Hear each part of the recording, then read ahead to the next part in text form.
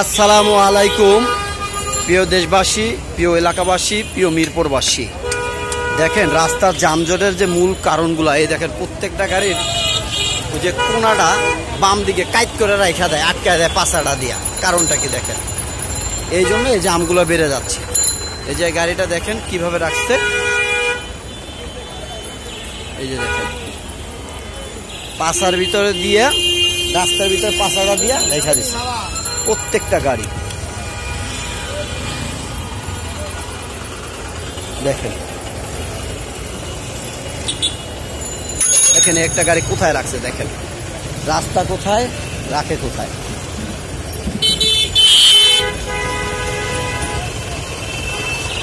এবং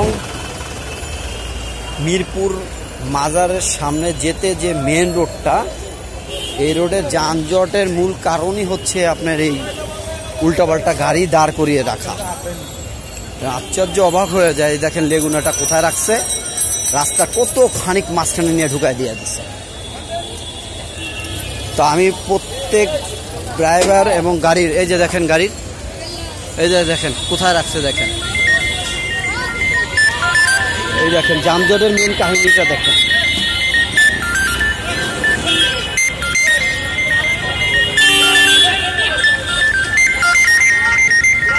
দেখেন সর্বাত্মক চেষ্টা করতেছে কিন্তু কাজ হচ্ছে না।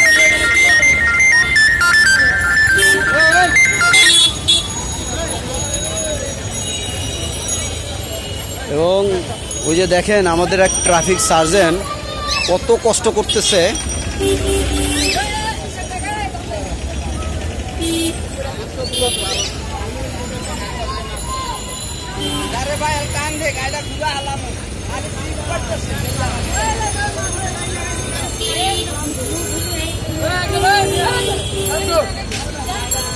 মূলত এই রাস্তার যত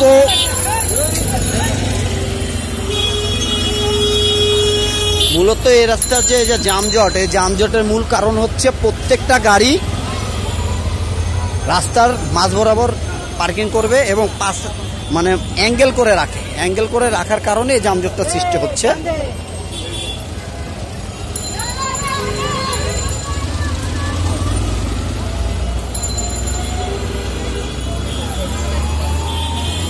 এটা হচ্ছে মিরপুর শাহালি মার্কেট, মুক্তিযোদ্ধা মার্কেট এবং শাহ সিটি মার্কেট এবং মাজারের সামনে দিয়া যে রাস্তাটা চলে গেছে, সেই রাস্তার মূলত যে যানজট সৃষ্টি হয়েছে, এই রাস্তার যানজটটা আসলে মূলত সবসময় থাকে। আর আজকে বিশেষ করে এই যানজটের রহস্য খুলতে এসে আমি যেটা পাইলাম, এই লাইনে যত গাড়িগুলো চলে প্রত্যেকটা বাস, মিনি বাস সবগুলাই ওই কাজ করে দিয়ে আপনার গাড়িগুলো রেখে দেয়, আর এই জন্য যানজট সৃষ্টি হয়ে যায়। তো যাই হোক, আমি এলাকার প্রত্যেক গাড়ির মালিকদের এবং ড্রাইভারদেরকে সর্বাত্মক অনুরোধ করতেছি, আপনারা যে কোনো রাস্তায় অ্যাঙ্গেল করে দিয়ে গাড়ি রাখবেন না, শৃঙ্খলাভাবে সাইড করে যাত্রী উঠানামা করাবেন, তাতে যানজট সৃষ্টি হবে না। এই দেখেন একটা গাড়ি, দেখেন রাস্তার ঠিক মাঝে বরাবর রাইখা সেখানে যাত্রী উঠানামানো করতেছে। দেখেন সরাসরি দেখেন এই একটা গাড়ির জন্য দেখেন কতগুলো গাড়িগুলো আটকে গেল। এই যে গাড়িটা দেখেন, এই গাড়িটা যদি একটু সাইড করে বাম দিকে লোকগুলো উঠাইতো তাহলে এই সমস্যাগুলো হতো না। দেখেন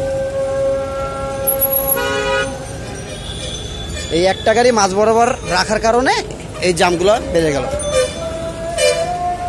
তো যাই হোক, আমি সকলকে অনুরোধ করতেছি